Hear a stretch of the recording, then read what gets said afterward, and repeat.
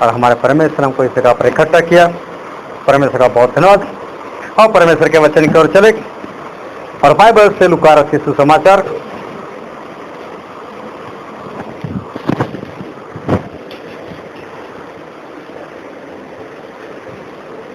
लूका रचित सुसमाचार उसका 17 अध्याय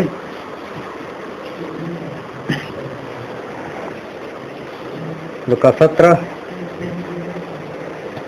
और हम पढ़ेंगे 22 पद से लेकर उसके 30 पद तक। उसने चेले ਨੂੰ ਆਖਿਆ ਉਹ ਦਿਨ ਆਉਣਗੇ ਜਦ ਤੁਸੀਂ ਮਨੁੱਖ ਦੇ ਪੁੱਤਰ ਦੇ ਦਿਨਾਂ ਵਿੱਚੋਂ ਇੱਕ ਨੂੰ ਵੇਖਣਾ ਚਾਹੋਗੇ ਪਰ ਨਾ ਵੇਖੋਗੇ। ਉਹ ਤੁਹਾਨੂੰ ਕਹਿਣਗੇ ਵੇਖੋ ਉੱਥੇ ਹੈ, ਵੇਖੋ ਇੱਥੇ ਹੈ, ਤੁਸੀਂ ਨਾ ਜਾਣਾ ਅਤੇ ਮਗਰ ਨਾ ਲੱਗਣਾ।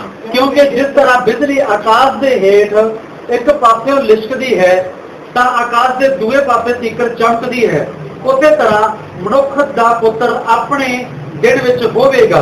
ਪਰ ਪਹਿਲੇ ਉਹਨੂੰ ਜ਼ਰੂਰ ਹੈ ਜੋ ਬਹੁਤ ਕੱਢ ਭੋਗੇ ਅਤੇ ਇਸ ਪੀੜ੍ਹੀ ਦੇ ਲੋਕਾਂ ਦੀ ਰੱਜਿਆ ਜਾਵੇ। ਅਤੇ ਜਿਸ ਤਰ੍ਹਾਂ ਨੂਹ ਦੇ ਦਿਨਾਂ ਵਿੱਚ ਹੋਇਆ ਸੀ ਉਸੇ ਤਰ੍ਹਾਂ ਮਨੁੱਖ ਦੇ ਪੁੱਤਰ ਦੇ ਦਿਨਾਂ ਵਿੱਚ ਵੀ ਹੋਵੇਗਾ। ਉਹ ਲੋਕ ਖਾਂਦੇ ਪੀਂਦੇ ਵਿਆਹ ਕਰਦੇ ਵਿਆਹੇ ਜਾਂਦੇ ਸਨ ਉਸ ਦਿਨ ਤੀਕਰ ਕਿ ਨੂਹ ਕਿਸ਼ਤੀ ਉੱਤੇ ਚੜਿਆ ਅਤੇ ਪਰਲੋ ਆਈ ਅਤੇ ਸਭਨਾਂ ਦਾ ਨਾਸ਼ ਕੀਤਾ।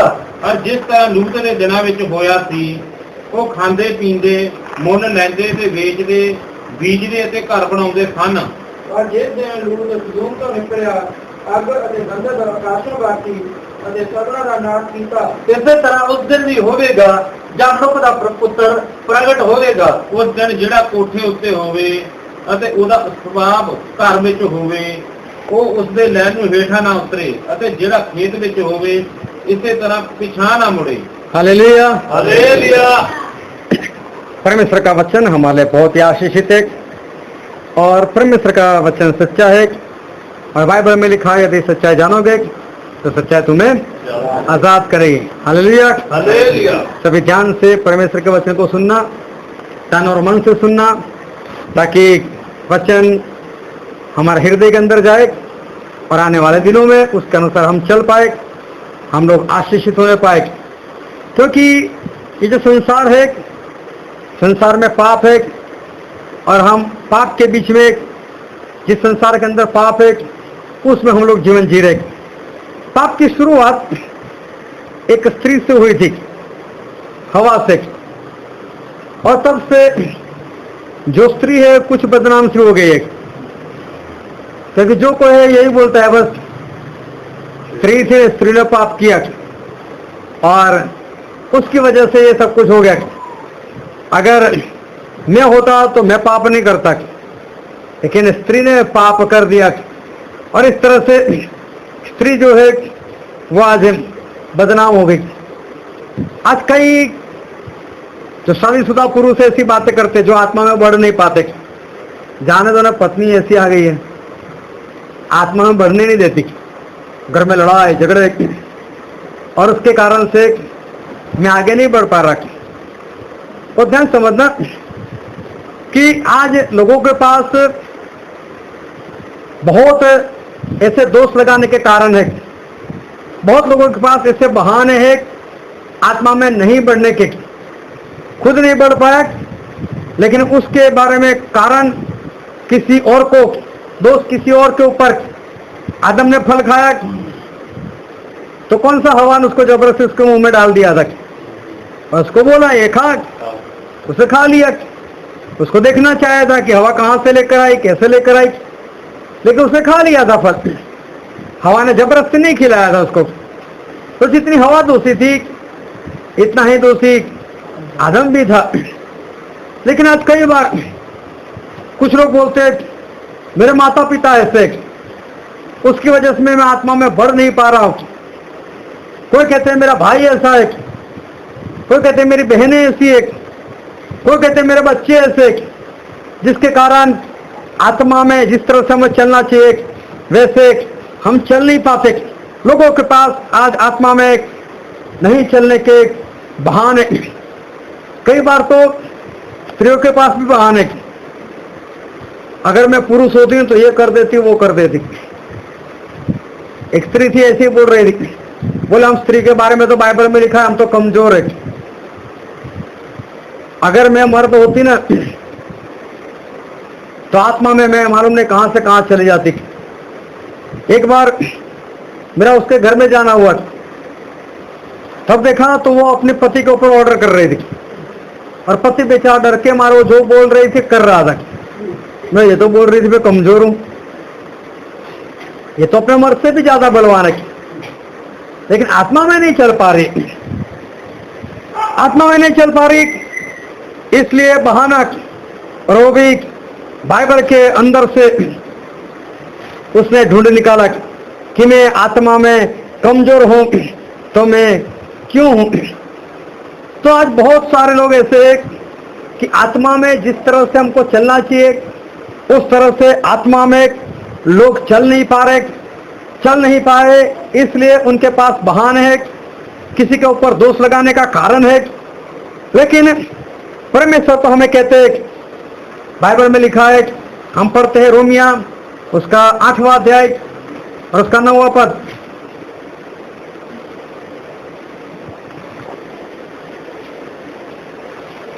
पर तुम शारीरिक नहीं, पर तुम शारीरिक नहीं पर आत्मिक हो, पर आत्मिक हो। कब? पर तदे ये परमेश्वर का आत्मा ਤੁਹਾਡੇ ਵਿੱਚ ਵਸਦਾ ਹੋਵੇ। जब परमेश्वर का आत्मा तुम्हारे अंदर बसता हो, तो परमेश्वर का वचन ऐसा कहता है कि आप कैसे हो? आत्मिक। Hallelujah, hallelujah, hallelujah, hallelujah.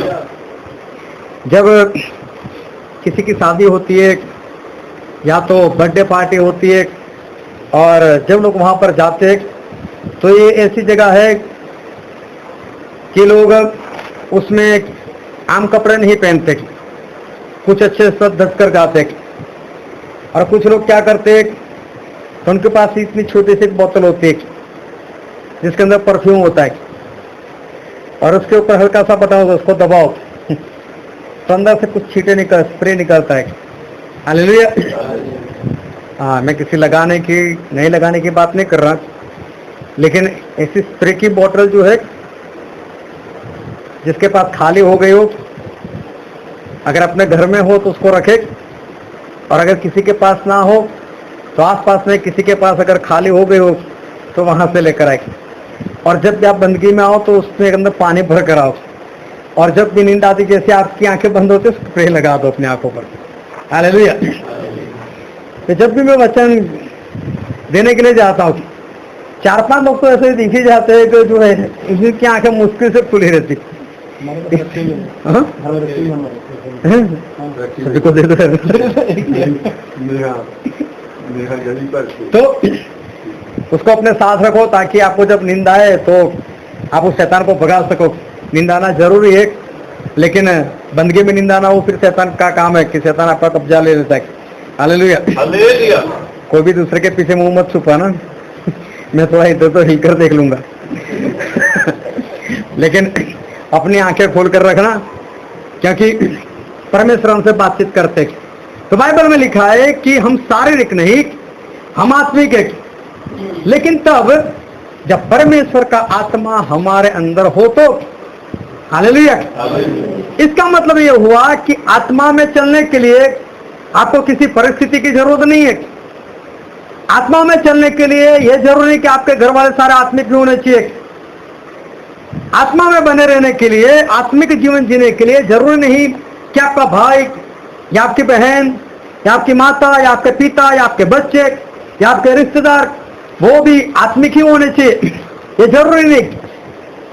चाहे कोई दोष लगाए, मेरी मम्मी की वजह से, मेरी पत्नी की वजह से, मेरे पति की वजह से मैं जिस तरह से आत्मा में जीवन जीना चाहती हूँ नहीं हो सकता, ये सारे बहाने।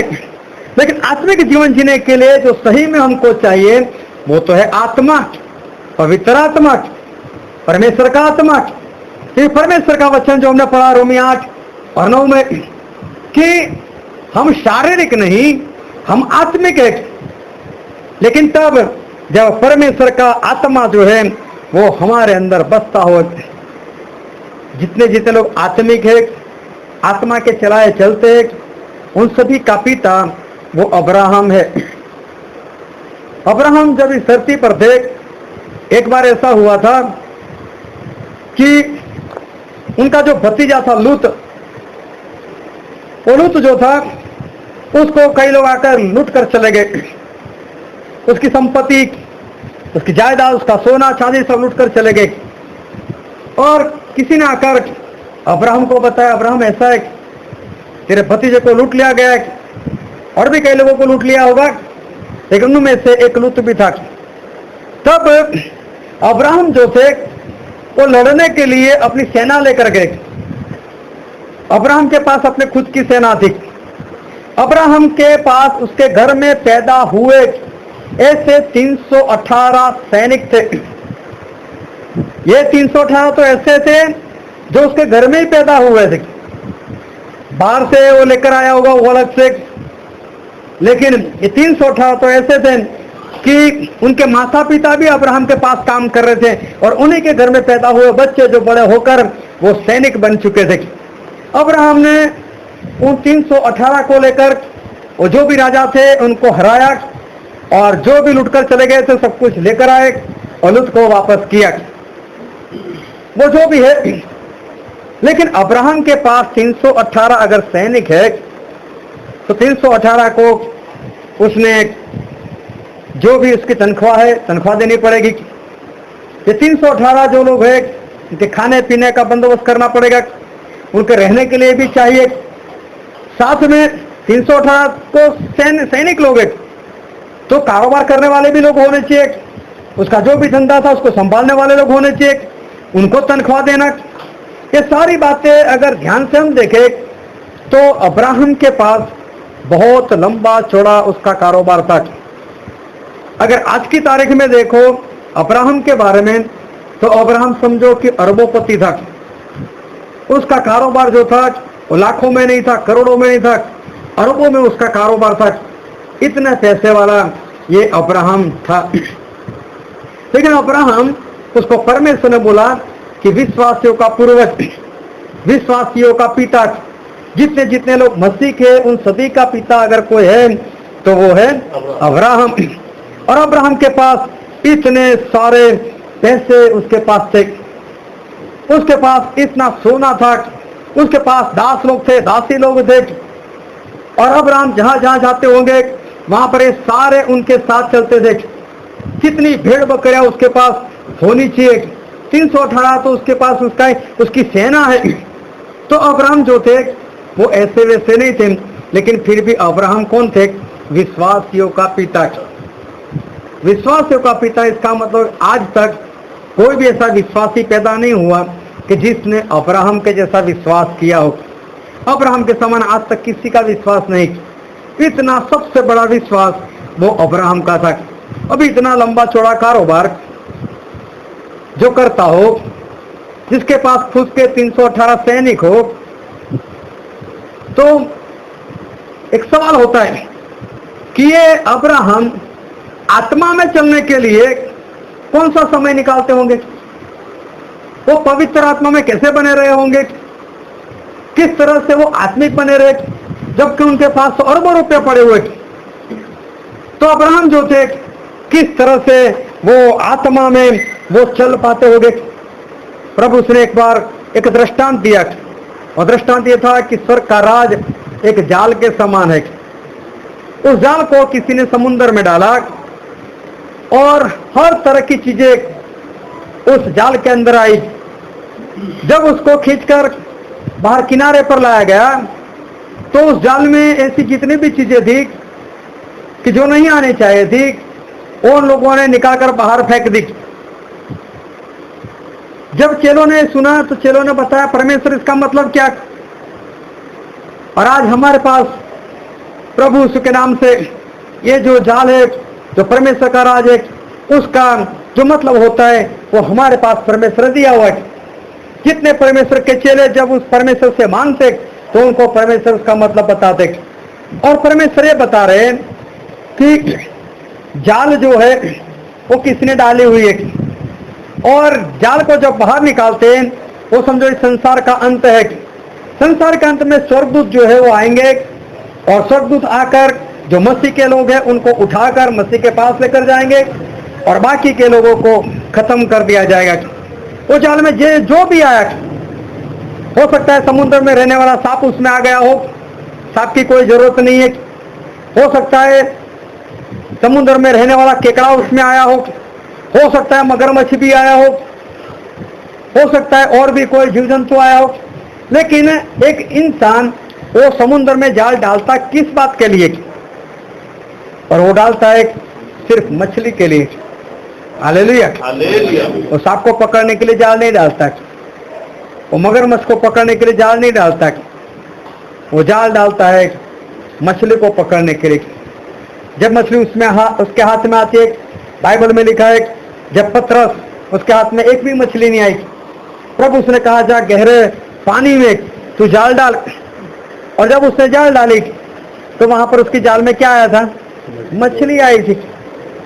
और मछली का ही तो काम है। और परमेश्वर इस मछली को हम इंसान के साथ उसकी तुलना करते हैं। प्रभु उसने पतरस से कहा, पतरस अब से तू मछली पकड़ने वाला नहीं, अब तू इंसान पकड़ने वाला बन जाएगा। आज तक तूने मछली पकड़ी, लेकिन अब तुझे इंसान पकड़ने की जरूरत है। अभी पतरस जो थे उन्होंने इंसानों को पकड़ा। क्या वो जहां जहां पर गए जैसे भी इंसान मिले, क्या उनको पकड़ कर लेकर आकर बपतिस्मा दे दिया? क्या उनके लिए प्रार्थना की उनको पवित्र आत्मा मिले? क्या उनको कलीसिया में उनको बिठा दिया? पतरस ने कैसे कैसे इंसानों को लेकर आए, कैसे इंसानों को उन्होंने पकड़ा। जब बाइबल पढ़ोगे तो पता चलेगा कि परमेश्वर ने जब प्रभु यीशु ने पतरस से कहा कि पतरस तू इंसानों को पकड़ने वाला बनेगा, तो बाहर निकालकर उसने जितने भी इंसान है उसको पकड़ना शुरू नहीं किया, लेकिन ऐसे इंसानों को पकड़ना शुरू किया कि जो इंसान एक मछली के समान है। मछली हम इंसान लोग तो उसको खाते। हालेलुया। जब मछली हम घर पर लेकर आते तो क्या करना पड़ता है? जब उसको पकाते तो उसके अंदर नमक डालना पड़ता है। नमक जो है वो समुद्र में ही बनता है। समुद्र का पानी जो होता है बहुत ही खारा पानी होता है, और उस खारे पानी के अंदर, समुद्र का पानी कहीं पर भी जाओ आपको खारा ही मिलेगा। उसी समुद्र के अंदर ये मछली होती है, उसी पानी के अंदर वो रहती है। लेकिन जब हम उसको पकाते हैं तब हम उसमें क्या डालते हैं? नमक डालते हैं। तो वो पैदा भी उस नमक में हुई, जब उसको बाहर निकाला गया तब मर गई, तब तक वो तो नमक के अंदर थी। तो हमें नमक डालने की क्या जरूरत है? लेकिन उसके अंदर नमक नहीं दिखाई देता, इसलिए हमें उसके अंदर नमक डालने की जरूरत पड़ती है। और परमेश्वर ये समझाना चाहते हैं कि जिस तरह से समुद्र उस नमक से भरा हुआ है, उसी तरह से ये संसार वाला समुद्र वो पाप से भरा हुआ है। जिस तरह से वो मछली उस समुद्र के अंदर, उस नमक के अंदर रहती है, उसी तरह से हम इंसान लोग उस पाप के अंदर रहते हैं। लेकिन जिस तरह से वो मछली उस नमक को अपने अंदर नहीं आने देती, उसी तरह से हमें ऐसा जीवन जीना है कि पाप हमारे अंदर नहीं आना चाहिए। हालेलुया। ये परमेश्वर आज हमको सिखा रहे कि संसार के अंदर पाप है, लेकिन हमें ऐसा जीवन जीना है कि हमारे अंदर पाप जो है वो पाप हमारे अंदर नहीं आना चाहिए। तो जाल उस मछली के लिए डाल दी गई थी, और वो मछली कोई और नहीं, ऐसे इंसान को दर्शाता है कि जो इंसान पाप के जगत जो है इस संसार के अंदर रहता तो है, लेकिन उस पाप को अपने अंदर वो आने नहीं देता। हालेलुया। ऐसे इंसानों को प्रभु ने कहा था पतरस को कि पतरस तू ऐसे इंसानों को तू पकड़ कर लेकर आना, मैं ऐसे लोगों को चाहता हूं कि तू पकड़ने वाला बने। तो परमेश्वर चाहते हैं कि हम उस मछली के समान हो कि जो नमक में रहते हुए भी नमक को अपने अंदर वो आने नहीं देती। ऐसा जीवन जीना, पाप वाले जगत के अंदर रहकर, इस संसार के जिसमें सभी जगह पर पाप, ऐसे संसार के अंदर रहने के बावजूद पाप हमारे अंदर नहीं आने देना, यही है आत्मिक जीवन। हालेलुया। इसी को कहते हैं आत्मिक जीवन। आत्मिक जीवन का मतलब ये नहीं होता कि जो शारीरिक बातें होती है वो उसके जीवन में नहीं होती, या शारीरिक बातें जो है उससे वो संपूर्ण रीति से आजाद है, ऐसा हम कभी भी नहीं कह सकते। जितने भी शारीरिक है वो शरीर की मनसा के ऊपर चलते, लेकिन जो आत्मिक है वो आत्मा की बातों के ऊपर मन लगाता है। लेकिन जो आत्मिक है क्या वो कपड़े नहीं पहनता? वो तो शारीरिक चीज है, क्या कपड़े नहीं पहनता? जो आत्मिक है क्या वो संसार का खाना नहीं खाता? वो तो शारीरिक है, शरीर के लिए, लेकिन वो तो खाता है। तो आत्मिक होने का मतलब ये नहीं कि संसार की जो सारी चीजें आप उससे आजाद हो और आप उसके ऊपर थोड़ा सा भी मन नहीं लगाते या आप उस शारीरिक चीजों के पीछे नहीं चलते, ऐसा हम नहीं कह सकते। क्या सारे आत्मिक लोग जो है क्या वो कारोबार नहीं करते? क्या जो आत्मिक लोग है क्या वो कोई जॉब नहीं करते? करते, सब कारोबार होता है, जॉब होती है, वो लोग कपड़े पहनते, वो खाना खाते, ये शारीरिक बातें उनमें है। हालेलुया, उससे हम हटकर नहीं है, लेकिन हम उसके ऊपर मन नहीं लगाते। हमें ऐसे ही कपड़े चाहिए, हमें ऐसा ही खाना चाहिए, ऐसा हम नहीं करते। अभी अब्राहम तो वो थे कि जो ऐसे आत्मिक लोगों के पिता थे। उनके पास इतना पैसा था, उनके पास इतना धन था कि अब्राहम चाहे वो चीज खरीद सकते थे। अब्राहम चाहे इतने कपड़े खुद के लिए खरीद सकते थे। अब्राहम चाहे इतना अच्छा खाना अपने लिए वो रख सकते थे और वो खा सकते थे।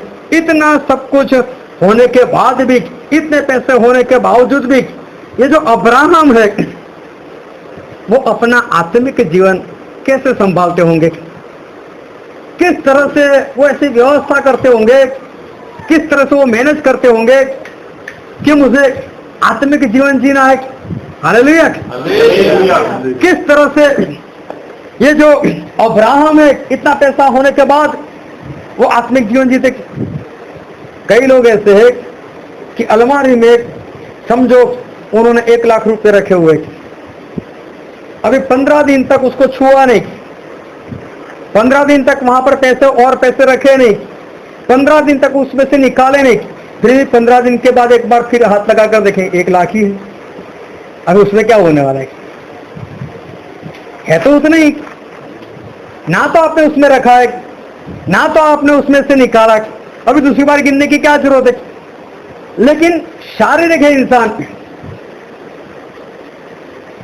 अगर जो पैसा आपके पास है अगर आप उसका इस्तेमाल नहीं कर सकते, बहुत ध्यान समझना, जो पैसा है आपके पास उस पैसे का अगर आप इस्तेमाल नहीं कर सकते और उसको आपने बचाकर कहीं पर रखे हुए, तो उस पैसे के आप मालिक नहीं हो, उस पैसे के आप गुलाम हो।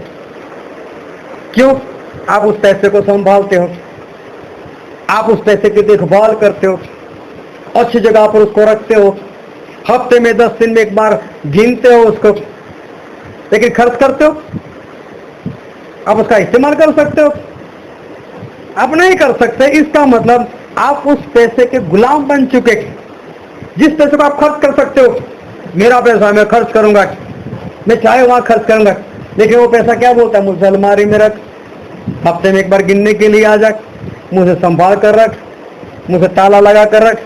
अगर गलती से किसी दिन अगर बाहर निकल गया, 10 किलोमीटर चला गया और उसे याद आया अलमारी को ताला नहीं लगाया, पागल के समान दौड़ कर आएगा, पहले दरवाजे का ताला खोलेगा, फिर अंदर जाकर उसका ताला लगाए, आज मेरे पैसे बच गए, परमेश्वर ने याद दिलाया, तू बाहर को लॉक मार कर गया था। अभी अलमारी में लॉक नहीं होगा चलेगा।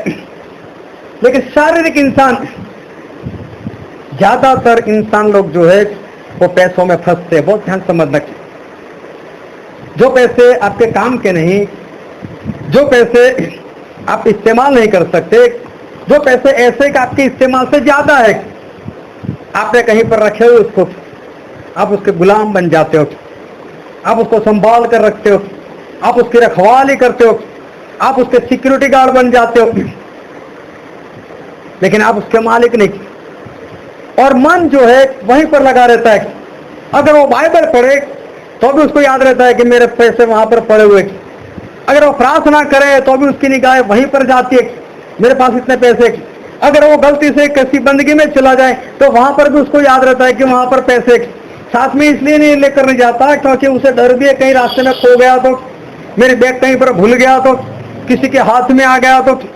अभी मैं बस में सफर कर रहा था और बस में बैठा था, मेरे पीछे एक लेडीज बैठी थी, उसने जो कंडक्टर था उसके पास टिकट ले ली। टिकट लेने के बाद जैसे ही बस चल पड़ी तो वो कंडक्टर को बस को खड़े रखो। बोले क्यों? बोले मेरी बैग तो मैं ऑटो में भूल कर आई थी, और मुझे जाने दो। अभी तो टिकट भी ले लिया, उसका पैसा भी खर्च कर लिया, और उसके बाद उसको बैग याद आएगी। अभी क्या ऑटो वाला वहीं पर खड़ा होगा, वो तो खुश हो गया होगा, ये तो मेरे लिए रख कर गई, भागो अभी यहाँ से। उसको कौन सा उसको नंबर याद है? उसको मिलने वाली नहीं। कहने का मतलब ये है कि इंसान का मन तुरंत उस पैसों के पीछे, उस धन के पीछे, उस माया के पीछे चले जाता है, और ऐसे इंसान कभी भी आत्मिक नहीं बन सकते। तब हमारा आत्मिक पिता अब्राहम वो किस तरह से आत्मिक बने रहे, जबकि उनके पास तो इतने सारे पैसे वो उनके अंदर थे, वो तो धनी इंसान थे, वो तो अरबोपति थे, फिर भी आत्मिक जीवन जो है वो किस तरह से जी पाते होंगे?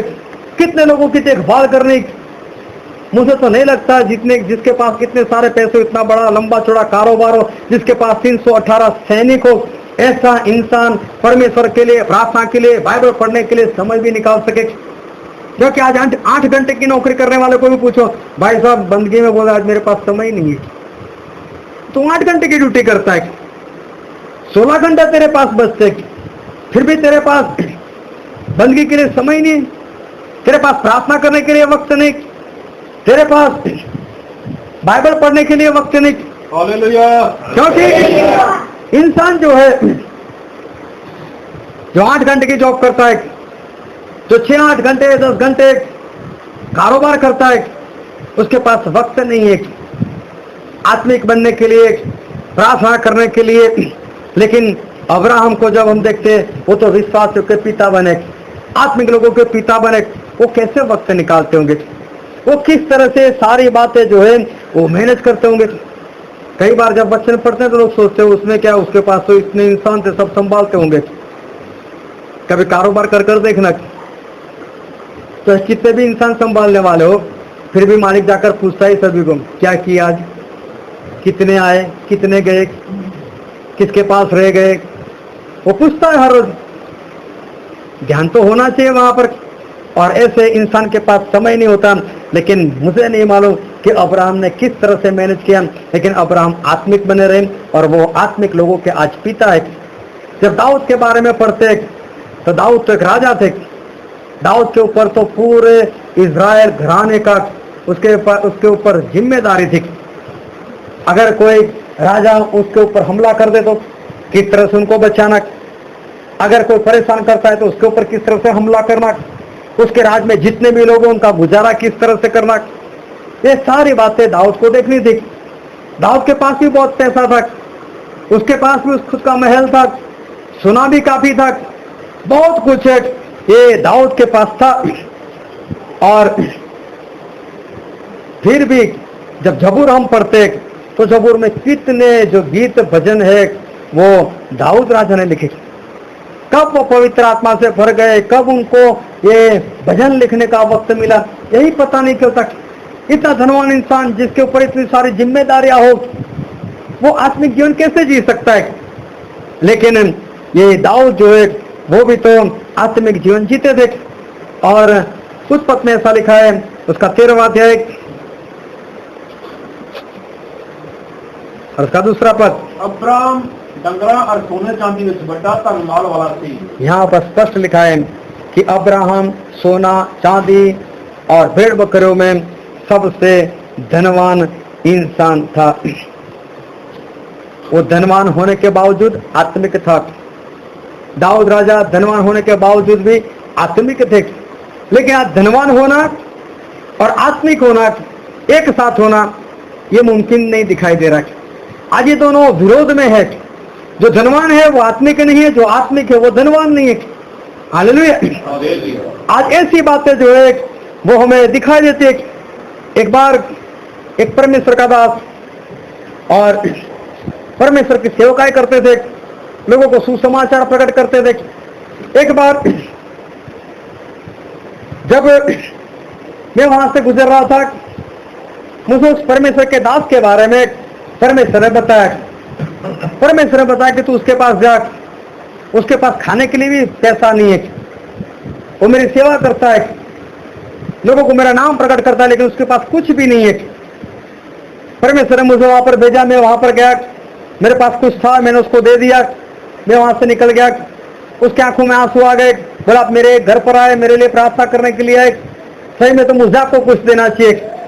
मैं बोला वो सब बातें छोड़ो, लेकिन अभी जो परमेश्वर कहते बस उसके अनुसार चलते रहो। कुछ समय बीता और कहीं से उनके पास कुछ पैसा आए, उन्होंने घर खरीद लिया। अब वो घमंड से चलने लगे और भूल गए कि मेरा एक दिन कैसा था, आज परमेश्वर ने दिया तो वो घमंड में आ गए।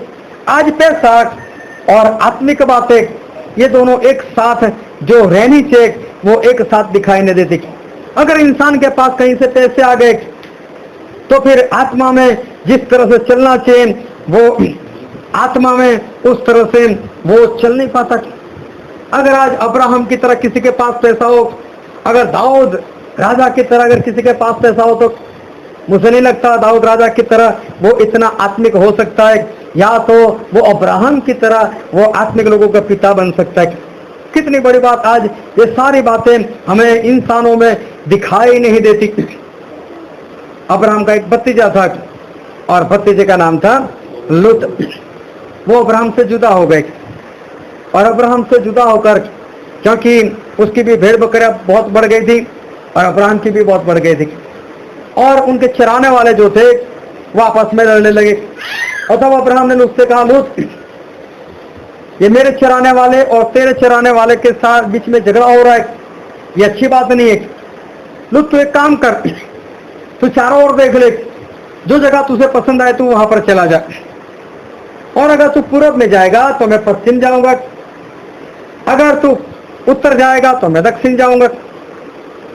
लेकिन हम लोग जुदा हो जाते हैं क्योंकि हमारे चराने वाले, हमारे दोनों के बीच में कुछ नहीं, लेकिन उनके बीच में लड़ाई झगड़ा हो रहा है और इसलिए हमें कुछ करना पड़ेगा। तो उसने चारों ओर देखा, तो उस वक्त उसे वो देश जो थे वो देश उसको बहुत अच्छा दिखाई दिया, जिसका नाम था सदोम और अमोरा। सदोम और अमोरा देखकर लगा कि ये जगह बहुत अच्छी है। और बाइबल में लिखा है कि सदोम और अमोरा जो थे उस वक्त एदन बाग के समान थे, हरियाली बहुत थी, और इसलिए जो लूत था उसने वो जगह पसंद की, और लूत जो थे वो सदोम और अमोरा में चले गए। जब वहां पर चले गए तो ये देश तो बहुत भयानक सा था, इतना भयानक सा देश था कि परमेश्वर इतने क्रोधित हो गए कि सदोम और अमोरा का नाश कर दिया, उसको संपूर्ण रीति से जला दिया। हालेलुया। उसके ऊपर आग बरसाई, गंधक बरसाई, और बरसाने के लिए किसी स्वर्गदूत को नहीं भेजा, परमेश्वर खुद आए। देखो परमेश्वर कितने क्रोधित हुए होंगे उस सदोम और अमोरा के ऊपर। वहां के लोगों को चाल चलन कैसा होना चाहिए। और आज देखो, जब से हम पैदा हुए तब से लेकर आज तक हमने एक भी देश ऐसा नहीं देखा कि जिसको परमेश्वर ने जला दिया हो। हालेलुया। इसका मतलब यह हुआ कि सदोम और अमोरा में उस वक्त जैसे पाप थे, ऐसे पाप आज अभी भी किसी जगह पर नहीं होने चाहिए। लेकिन फिर भी अमेरिका में जाकर देखो, आप कनाडा में जाकर देखो, बड़े बड़े देश इंग्लैंड में जाकर देखो, ऑस्ट्रेलिया में जाकर देखो, आज वहां लड़का लड़का शादी कर सकता है, लड़की लड़की शादी कर सकती है, जो परमेश्वर को नहीं पसंद। ऐसी सारी बातें वहां पर हो रही हैं, और वहां पर बड़े बड़े गुनाह हो रहे हैं, बड़े बड़े पाप हो रहे हैं, और वो सारे पाप ऐसी बड़ी बड़ी जगहों पर, और आज तो हिंदुस्तान में भी ऐसे कानून आ चुके हैं कि जो परमेश्वर को नहीं पसंद, ऐसी सारी बातें कानूनी हो रही है। यहां पर उस बात का कोई डर नहीं। जब हम चारों ओर देखते, हमारी शादीशुदा उनके भी एक दूसरे के साथ रिलेशन है, एक दूसरे के साथ संबंध बनाए बैठे हुए, आज जब लोगों को देख रहे तो जनाकारी के अंदर, झूठ के अंदर, ठगी के अंदर लोगों का जीवन है। कहीं दूर जाने की जरूरत नहीं, हमारे आसपास में देखते, हमारे मोहल्ले में देखते, हमको ऐसे कोई ना कोई इंसान जो है वहां पर मिल जाएगा लेकिन फिर भी वहां का नाश नहीं हो रहा। उसका मतलब ये हुआ कि उसके भी गुना सदोम और अमोरा की तरह तो नहीं है। सदोम और अमोरा में उससे भी कई गुना ज्यादा वहां पर पाप थे, वहां पर ऐसे अपराध जो थे वो वहां पर थे। जब अमेरिका के बारे में अगर आप देखो तो अमेरिका में जाने के लिए लोग पागल है। अमेरिका जाने के लिए लोग 25-25-30 लाख खर्च करता है। अब एक 17 साल का लड़का उसके पिता को बोलने लगा, बस मुझे तो कनाडा में ही पढ़ाई करने के लिए जाना है, मुझे कनाडा में ही पढ़ाई करने के लिए जाना है। उनके पिता ने, उसके दादा ने मुझे विनती दी, मेरे लड़के के लिए प्रार्थना करो कि वो कनाडा पहुंच जाए। मैंने बोला, विनती दे रहे हो कोई बात नहीं, लेकिन हम ऐसी प्रार्थना नहीं करेंगे। आपका लड़का कनाडा जाए ऐसी प्रार्थना करेंगे ही नहीं। और अगर आप चाहते तो हम ऐसी प्रार्थना करेंगे वो कनाडा पहुंच ही ना पाए। बोला, आप ऐसे कैसे बात करते? मेरे पास सच बात है, अब करे कि ना करे। बोले, रहने दो, करना ही नहीं प्रार्थना। उन लोगों ने अपने प्रयत्न किए, प्रयत्न करने के बाद उसका जाना नहीं हुआ। जब जाना नहीं हुआ, एक बार फिर मेरा कांटेक्ट किया, आप बोल रहे थे कि हम ऐसी प्रार्थना नहीं करेंगे, उसका कारण क्या? मैं बोला, पहले ये बताओ, आप अपने पोते को, अपने लड़के को भेजने के लिए आपने कितना खर्च किया? बोले, हमने 27 लाख खर्च किया। 27 लाख खर्च करने के बाद अभी तक उसका जाना नहीं हुआ। मैं बोला, कितने पागल लोग आप। 27 लाख उसको आप भी हाथ में दे दो, 27 लाख में अच्छे से अच्छा कारोबार शुरू हो जाएगा। 27 लाख खर्च करने के बाद तो पढ़ने के लिए जाएगा, उसके बाद मालूम नहीं कितने खर्च उसकी पढ़ाई में लग जाएंगे।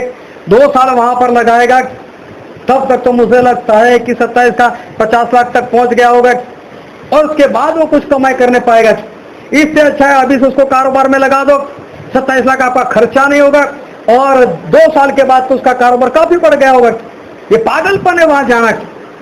और वहां जाने के बाद भी क्या है, एक अच्छे से पास्टर, बहुत अच्छे से पास्टर, जब ऐसे संगति करते थे, बंदगी लगाते थे, वो बोल देते थे कि यहाँ पर ऐसा कोई है जिसको ये है, जिसको वो है, ऐसी बीमारी लोगों को होती थी। वो एक प्रार्थना करते थे और उनको तुरंत चंगाई मिल जाती थी।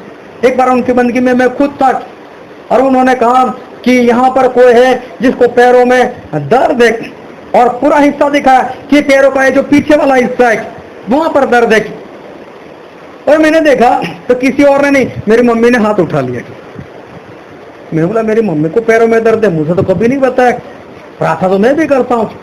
जब हम घर पर पहुंचे, मैंने मम्मी को बोला, मैंने मम्मी आपको कहाँ पर दर्द हो रहा है, दिखाओ तो। जब देखा तो उनकी हड्डी बढ़ चुकी थी। मुझे नहीं बताने का कारण ये था कि मैं तो ये बोलता हूँ दवाई मत करो। अभी उस पास्टर ने प्रार्थना की, तब से लेकर मेरे मम्मी मर गए तब तक उनको दर्द कभी भी मुड़कर नहीं आया।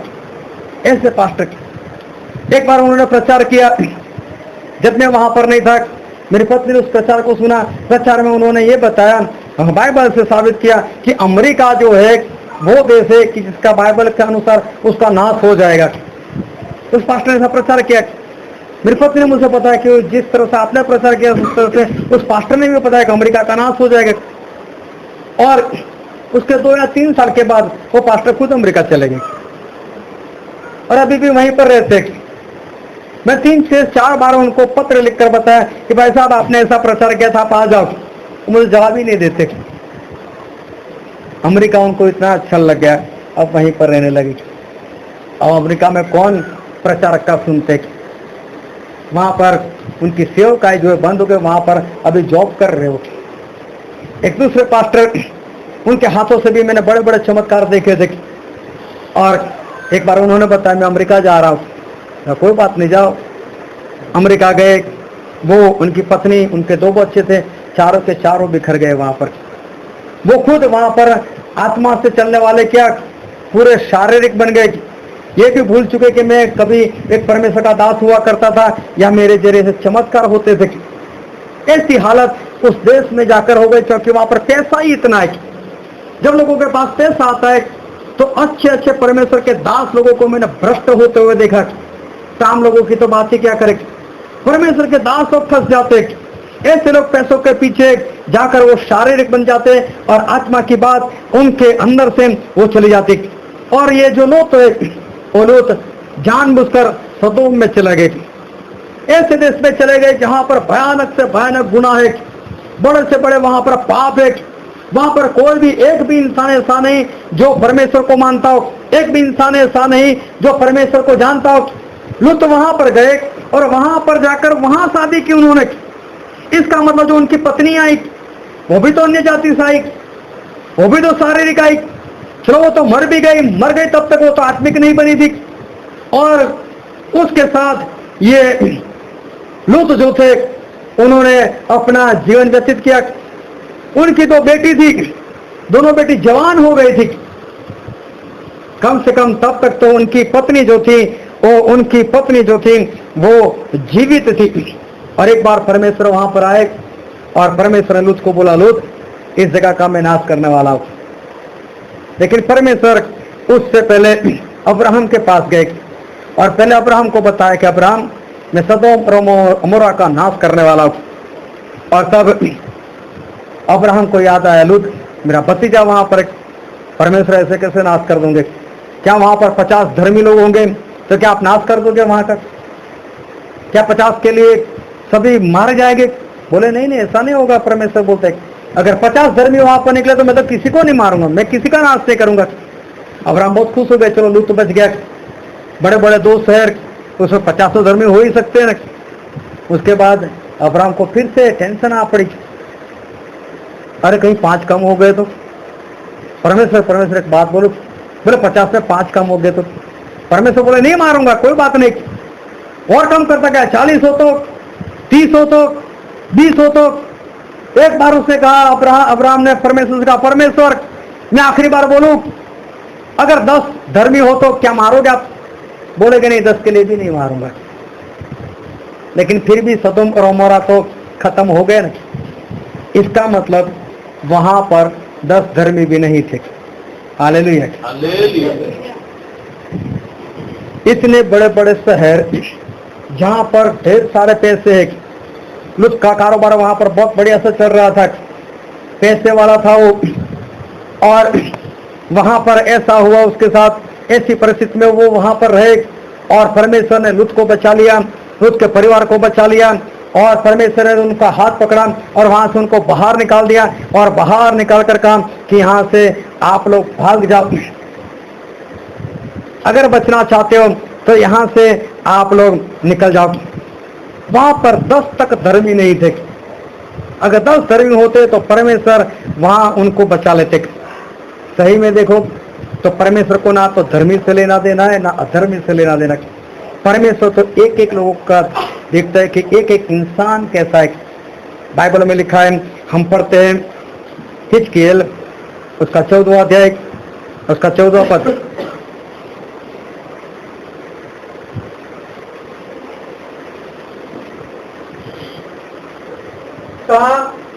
ਭਾਵੇਂ ਉਸ ਵਿੱਚ ਨੂਹ, ਦਾਨੀਅਲ ਅਤੇ ਅਯੂਬ ਤਿੰਨੇ ਮਨੁੱਖ ਹੋਣ, ਪ੍ਰਭੂ ਯਹੋਵਾ ਦਾ ਵਾਕ ਹੈ ਉਹ ਆਪਣੇ ਧਰਮ ਦੇ ਕਾਰਨ केवल अपनियां ही जाना छुड़ाओगे। यहाँ पर अब परमेश्वर ने बोल दिया कि परमेश्वर ऐसा कहते हैं, अभी तो इंसान खुद को बचा सकता है, बस अपने नाम के कारण किसी और को नहीं बचा सकता। अगर घर में पिताजी अच्छे हैं तो समझ लेना मम्मी नहीं बच सकती, बच्चे नहीं बच सकते। अगर कोई ऐसा सोचे कि मैं बच जाऊंगा मेरे पापा के कारण तो परमेश्वर मना करते। अगर पत्नी सही से चल रही तो मत समझना कि पति बचाया जा सकता है। हर एक को अपने आत्मा का लेखा जो है वो खुद को देना है, हर एक को आत्मिक खुद बनना है, हर एक को उद्धार खुद पाना है। और परमेश्वर जो आत्मिक है, जो धर्मी है, उनको बचाते हैं और उनको बचाकर वहां से बाहर निकलते। ऐसी परिस्थिति में कि जहां पर बहुत सारे पाप थे, ऐसी परिस्थिति में लूत जो थे वो लूत वहां पर बचाए गए। रास्ते में चाहे उनकी पत्नी मर गई कोई बात नहीं, लेकिन लूत जो थे वो लूत बचाए गए। और उस पद में ऐसा लिखा है, उत्पत्ति उसका 19वां अध्याय उसका 16वां पद। जब ਉਹ ਤਿਲ ਕਰ ਰਿਹਾ ਸੀ ਤਾਂ ਉਹਨਾਂ ਮਨੁੱਖਾਂ ਨੇ ਯਹੋਵਾ ਦੀ ਕਿਰਪਾ ਦੇ ਕਾਰਨ ਜੋ ਉਸ ਦੇ ਉੱਤੇ ਸੀ ਉਹਦੇ ਹੱਥ ਔਰ ਉਹਦੀ ਤੀਵੀਂ ਦੇ ਹੱਥ ਔਰ ਉਹਦੀਆਂ ਦੋਹਾਂ ਧੀਆਂ ਦੇ ਹੱਥਾਂ ਨੂੰ ਫੜ ਕੇ ਉਹਨਾਂ ਨੂੰ ਬਾਹਰ ਪਹੁੰਚਾ ਦਿੱਤਾ। यहाँ पर बाइबल में लिखा है कि लूत जो थे वो देरी कर रहे थे बाहर निकलने में। देरी करने का कारण ये था कि वो चाहते थे उनकी दोनों जो लड़कियां थी उनकी शादी तय हो चुकी थी तो उसके जमाई को भी बचा लिया जाए। और परमेश्वर उसको कहा भी कि तू जितने लोगों को बचाना चाहता है सभी को बुला ले, लेकिन उसकी सुनकर कोई नहीं आया। उसने अपने जमाए को बोला, जमाए नहीं आए, और भी जो भी लोग थे उनमें से कोई भी नहीं आया। और 20वां पद पढ़ो तो।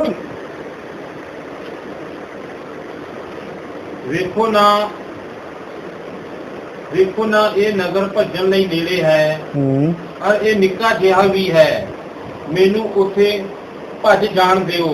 ਕਿ ਉਹ ਨਿੱਕਾ नहीं है तो मेरी जान जिਉਂਦੀ ਰਹੂਗੀ।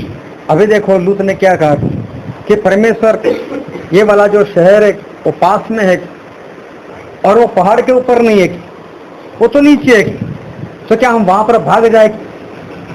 लूत क्या कहते हैं, हम पहाड़ पर नहीं जाना चाहते। परमेश्वर ऐसा बोला आप ऊपर चले जाओ। लूत बोलते नहीं हम नीचे चले जाए।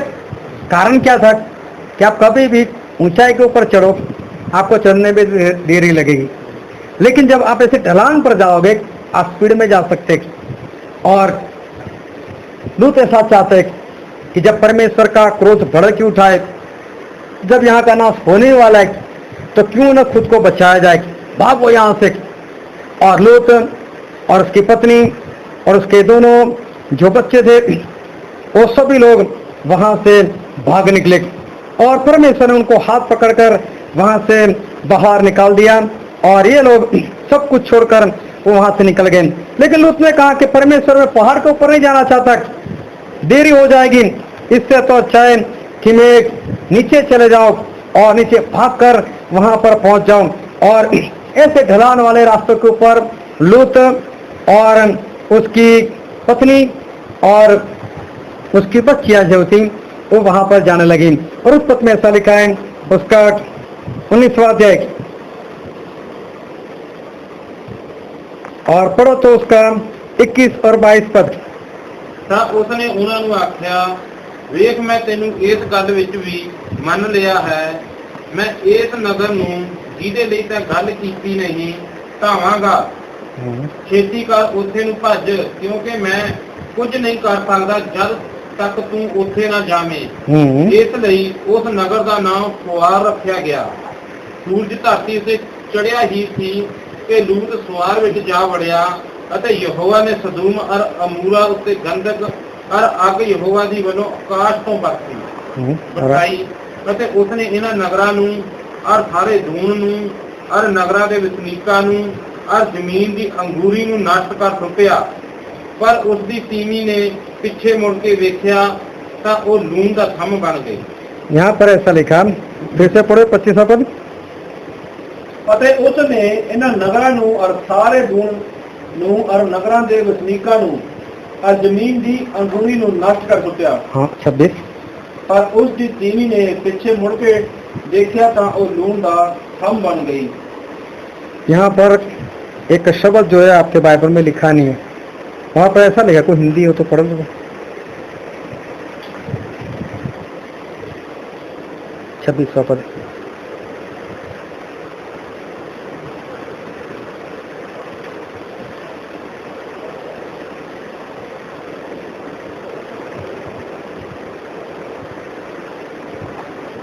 लूत की पत्नी ने जो उसके पीछे थी दृष्टि फिर के पीछे की ओर देखा और वह नमक का खंभा बन गई। लूत की पत्नी जो थी वो उसके पीछे थी और सही में जो शब्द लिखा है उसके पीछे चलती थी। वो लूत भाग रहा था लेकिन उसकी पत्नी जो थी वो उसकी पत्नी पीछे चल रही थी। अभी समझो कि पीछे आ गए और बचने के लिए भागना है, तो कौन ऐसा इंसान होगा जो चलता होगा? लेकिन लूत की पत्नी क्यों चल रही? उसकी निगाह आज भी वहीं पर सोना के ऊपर, चांदी के ऊपर, अपने घर के ऊपर, कि इसके परमेश्वर ने ऐसे तो नहीं भगा दिया, कहीं ऐसा तो नहीं है कि हमको भगाने के बाद कुछ अपने हाथ में लेना चाहता हो। और जैसे उसने पीछे देखा वो नमक का खंभा बन गई और वो वहीं की वहीं वो मर गई। उसका ध्यान जो था पीछे की ओर था। अब देखना बहुत ध्यान से कि लूत जो थे वो ऐसे देश में रह रहे थे जहां पर बहुत ही पाप था, वहां पर बहुत ही अपराध थे, वहां पर बहुत ही गुनाह थे। उनकी जो पत्नी थी वो अन्य जाति से थी। इतना ही नहीं, लेकिन वो मर गई तब तक वो विश्वासी नहीं बनी, उसने कभी उसके परमेश्वर को माना नहीं। उसकी जो बेटियां थी वो भी तो आत्मिक नहीं थी, वो भी सही से नहीं चलती थी। और ऐसी परिस्थिति में लूत 1-2 दिन नहीं, 1-2 साल नहीं, उसकी शादी हुई, लड़कियां हुई, लड़कियां भी दोनों जवान हो गए, उनकी शादी भी तय हो गई, तब तक लूत वहां पर रहा। वहां पर लूत के पास कौन सी संगति थी? लूत के पास संगति करने के लिए कोई नहीं था। वहां पर कौन सा पास्टर था जो लूत के पास जाता था? कोई भी तो नहीं। लेकिन बाइबल में ऐसा लिखा है, दूसरा पत्रस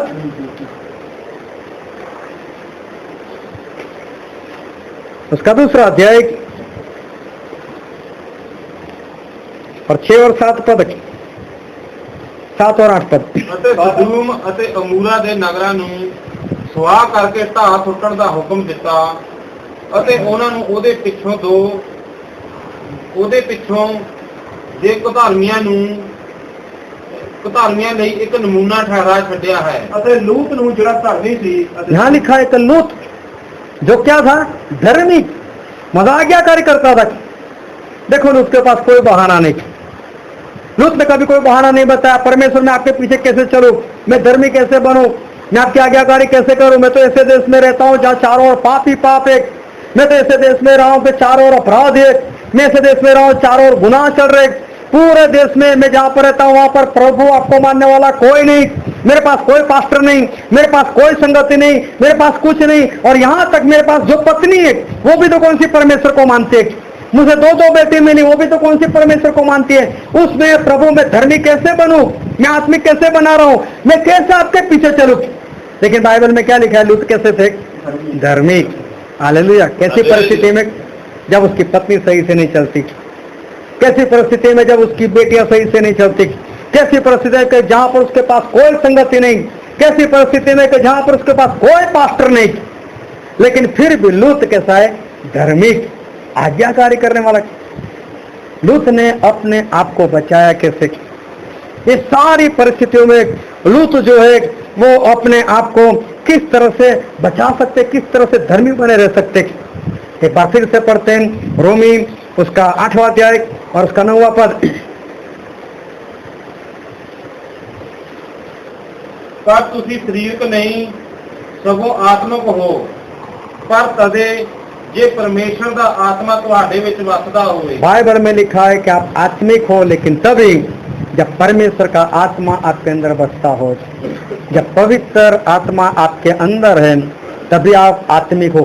फिर आपके चारों चाहे कितने भी गुनाह क्यों ना हो, मछली जिस पानी में रहते चाहे वहां कितना भी नमक क्यों ना हो, लेकिन वो नमक अपने अंदर नहीं आने देती।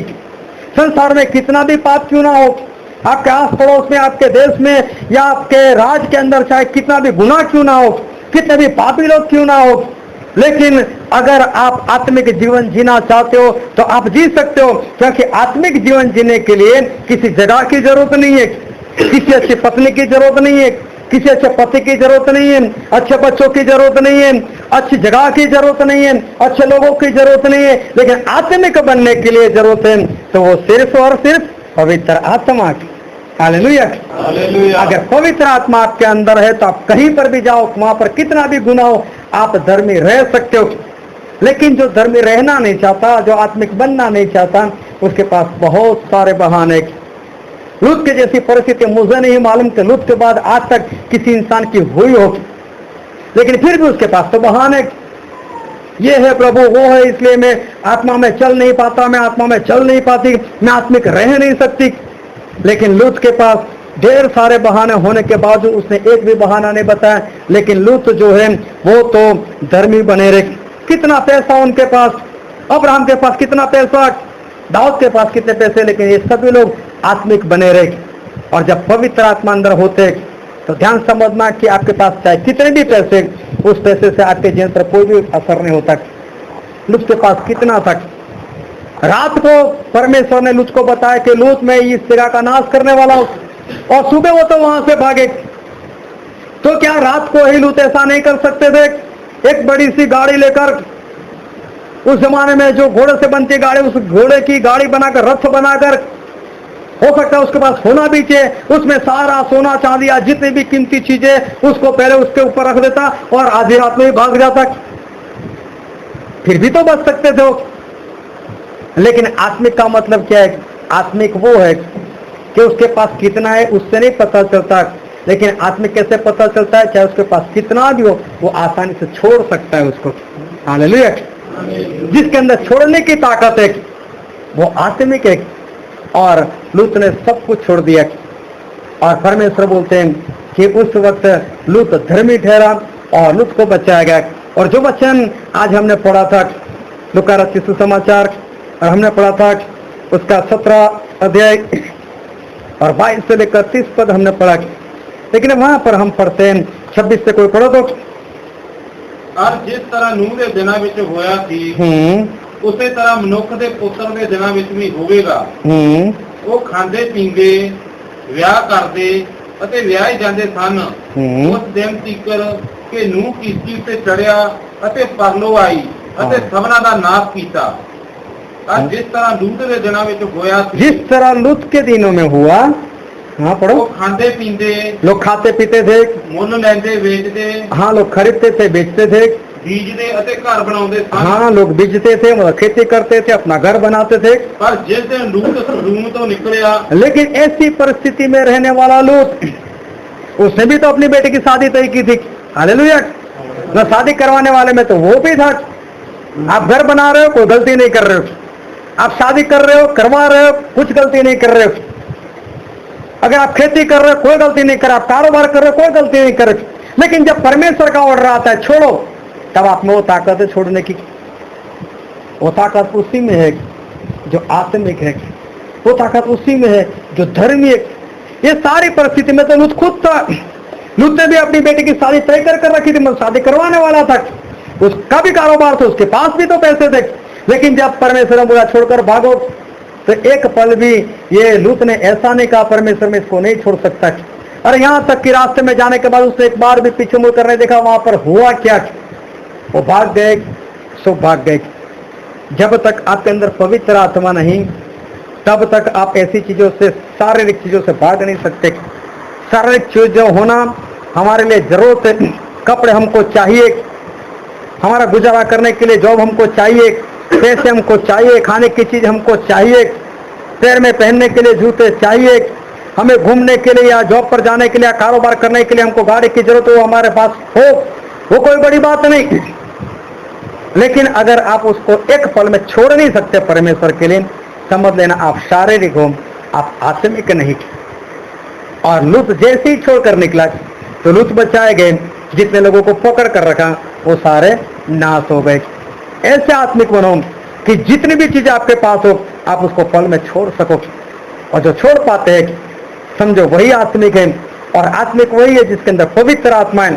बिना पवित्र आत्मा कोई भी शारीरिक चीजों से दूर नहीं रह सकता, उसको छोड़ नहीं सकता। और इसलिए ऐसे आत्मिक बनो, बहाने बनाने की कोई जरूरत नहीं कि मेरा बेटा ऐसा है, मेरी बेटी ऐसे, मेरा बाप ऐसा है, मेरा पति ऐसा है, मेरी पत्नी ऐसे, या मेरे आसपास के लोग ऐसे, ये लोग मुझे सही से आत्मा से चलने नहीं देते, मेरे पास लड़ा करते, झगड़ा करते। ऐसी बातों का बहाना बनाना बंद करो। बस पवित्र आत्मा हो गया आपके अंदर तो आप जरूर चल पाओगे, चाहे कैसी भी परिस्थिति हो। लूत की कैसी भी परिस्थिति थी, लेकिन लूत चल पाए। और 1-2 साल नहीं, लेकिन वो बूढ़े हो गए तब तक, उनकी लड़की जवान हो गई तब तक वो ऐसी परिस्थिति में जीवन जीते रहे और धर्मी बने रहे। हम भी अगर पवित्र आत्मा से भरकर चलेंगे तो हम किसी भी परिस्थिति में हम बने रह सकते हैं। लेकिन बहाना बनाना हम बंद करें और पवित्र आत्मा से भरकर हम इसी तरह से लूत की तरह हम चलते रहे। और कभी भी परमेश्वर बोले कि छोड़ो, हम उसको एक पल में छोड़ने वाले बने।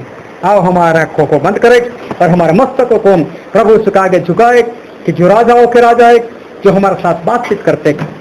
आज उस परमेश्वर ने हमसे भी बातचीत की है। आज उन्होंने अपने वचन के जरिए आज हमको सिखाया है कि पैसा अपने आप में बुरा नहीं, सोना चांदी अपने आप में बुरा नहीं, बड़ा कारोबार होना अपने आप में बुरा नहीं, ज्यादा खेती होना अपने आप में कोई बुरा नहीं। अगर पवित्र आत्मा के चलाए आप चलते हो और पवित्र आत्मा की आज्ञा से एक पल में अगर आप उसको छोड़ सकते हो, इनमें से कोई चीज बुरी नहीं। लेकिन ज्यादातर लोग जो गिरे हैं वो इसी जगह पर आकर गिरे जब उनके पास पैसे आ चुके, जब उनका कारोबार बढ़ गया, जब उनकी जॉब बढ़ गई, जब उनका घर बड़ा बन गया, ज्यादातर लोग इसी जगह पर गिर पड़े। और इसलिए आज